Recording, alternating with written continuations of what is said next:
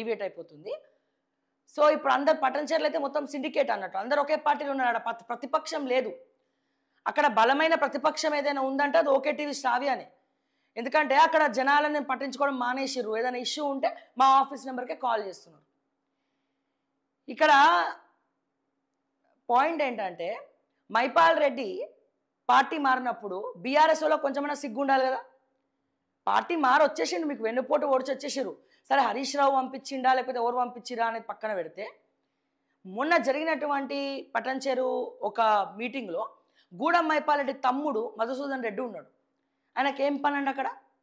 అసలు ఆ కుటుంబ సభ్యుల్ని కూడా బీఆర్ఎస్ పార్టీ వదిలేసి వెళ్ళిపోయినప్పుడు బీఆర్ఎస్ పార్టీ మీటింగ్లో గూడెం మైపాల్ రెడ్డి తమ్ముడు ఒక మీడియేటర్గా వచ్చిండ్రా. ఆయన మాలేసుకున్నట్టున్నారు, స్వామి శరణం. అందుకే నేను ఇక మాట్లాడుతున్నాను, తక్కువ మాట్లాడుతున్నాను.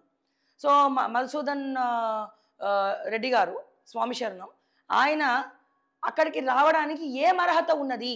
ఇది అక్కడ ఉన్నటువంటి లోకల్ బీఆర్ఎస్ లీడర్లు అడగాలి. కానీ అడగనికి వాళ్ళకి దమ్ములు లేవు. పటంచేరులో బీఆర్ఎస్ పార్టీ చచ్చిపోయింది. ఒక లీడర్ లేరు పటంచేరులో బీఆర్ఎస్ పార్టీ. ఎవరు? గూడెం మైపాల్ రెడ్డి వెళ్ళిపోయిండు, జంపై వెళ్ళిపోయిండు. ఇప్పుడు గూడెం మైపాల్ రెడ్డి ప్లేస్లో పటంచేరుకు ఒక క్యాండిడేట్ కావాలి. మళ్ళీ గూడెం మైపాల్ రెడ్డిని తీసుకొస్తే గూడు చెదురుతుంది ఆడ. బీఆర్ఎస్ పార్టీ గూడెం మైపాల్ రెడ్డిని కానీ, గూడెం మైపాల్ రెడ్డి బ్రదర్స్ని కానీ, గూడెం మైపాల్ రెడ్డి కుటుంబ సభ్యుల్ని కానీ మళ్ళీ తీసుకొచ్చి మీరు కనుక టికెట్ ఇస్తే మీ పరువు పోతుంది, ప్రజలు తూ ఉంచుతారు. ఇప్పటికే బీఆర్ఎస్కి చాలా తలకాయ నొప్పులు ఉన్నాయి. సో అక్కడ ఇప్పుడు బీఆర్ఎస్ పార్టీ టికెట్ ఎవరికి ఇవ్వబోతున్నది, బీఆర్ఎస్ పార్టీ నుంచి ఎవడున్నాడు, ఎవరు బరిలో నించోబోతున్నారు అంటే ఎవడున్నాడు లీడర్. అక్కడ తర్వాత ఎలివేట్ అయిన వాళ్ళు నాకైతే ఎవరు కనబడతలే. ఇప్పుడు అక్కడ ఇన్ఛార్జ్ ఎవరో కూడా తెలియదు, బీఆర్ఎస్ పార్టీ ఇన్ఛార్జ్ ఎవరో తెలియదు. ఆ ఇన్ఛార్జీలు కూడా వీళ్ళతోనే కుమ్మక్కై గూడెం మైపాల్ రెడ్డి బ్రదర్స్తో మాట్లాడేటోళ్ళే, ఓకే, ఇంకొంతమందితో మాట్లాడేటోళ్ళే. సో ఇటువంటి పరిస్థితి. ఇక పోతే కాంగ్రెస్ పార్టీ బై ఎలక్షన్ వచ్చిన తర్వాత ఇప్పుడు అక్కడ టికెట్ గూడెం మైపాల్ రెడ్డికి ఇస్తుందా, కాటా శ్రీనివాస్ గౌడ్కి ఇస్తారా, లేకపోతే వీళ్ళిద్దరిని కాదా నీలం మధుకి ఇస్తారా? ఎన్నిసార్లు ఇస్తారా నీలం మధుకి? ఆల్రెడీ అక్కడ అయిపోయింది, మోసం చేసారు నీలం మధుని, పైసలు తీసుకొని మోసం చేశారు.